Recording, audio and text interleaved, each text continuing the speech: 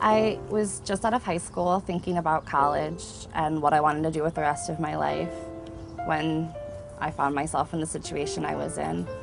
And the birth father and I discussed the situation and at first had every intention to parent our child.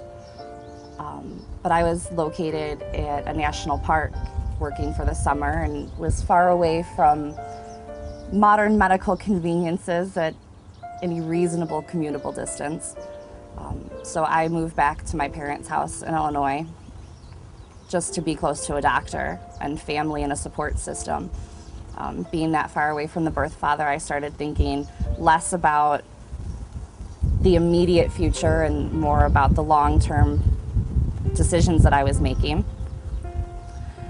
And I realized that I would be entirely dependent on my parents for childcare, would have trouble finding employment and managing on my own. I wasn't in love with the birth father. I didn't want to spend the rest of my life with him, and I wanted marriage or my life partner to be a lifelong thing and not end in a messy divorce and problems for my children. And so I started researching my options. Parenting is obviously always an option. Abortion is as well, and I'm of the opinion that that's an individual decision for every person, and no one has the right to an opinion on it until they've been in that situation, because you don't know how you'll feel. And it wasn't a decision I could make. It didn't feel right to me. I knew I would never be able to live with myself, and that led me to the front steps of adoption and researching what adoption was, the kinds of adoptions, and various internet search engines brought me to Angel. And I sent in a questionnaire and was sent back several families' profiles, started looking through them, and the decision just fit. It felt like everything had aligned to where it was supposed to be, and that was the decision that I needed to make.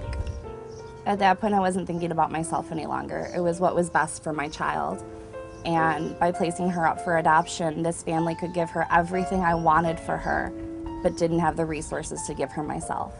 They have as much love in their hearts for her as I do. They love her as if they had conceived and carried her themselves. I know she'll never want for love, but they also have the financial resources to care for her and give her everything that she needs. She takes ballet. I wouldn't have been able to provide that for her at 18. And she has a brother that loves her endlessly. She has an amazing extended family that just worships the ground she walks on and treats her like the princess that she is. And those were all things that I wanted desperately for her and knew I couldn't provide on my own. It was a matter of what's more important, the way I feel right now or the life my daughter's gonna have. And in crying over it and hearing everyone tell me that I made the right decision and all the support I received from my family and my friends, I was able to step back and look at things a little bit differently. I started viewing myself more as a surrogate mother, because that's what I am. I'm still involved in my daughter's life, but I'm not her mother anymore. I'm not an aunt. I'm just a beloved member of the extended family.